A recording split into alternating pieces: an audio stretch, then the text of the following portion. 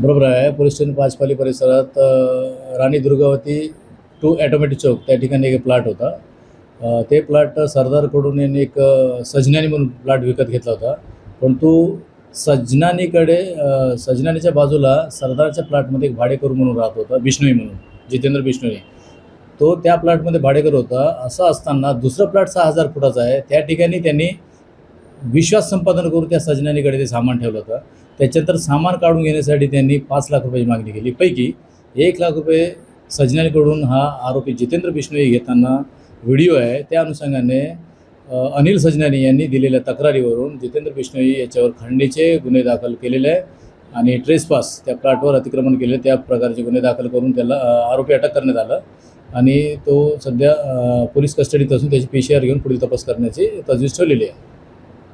नाही, त्या बाबतीत आणि गुन्हे नाही, परंतु ह्या आता पहिल्यांदाच अशा पद्धतीची आपल्याकडे तक्रार आल्याबरोबर आपण दखल घेतलेली आहे.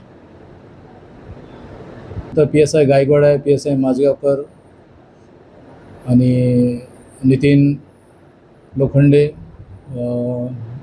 हवालदार पवार यांची टीमची कामगिरी आहे.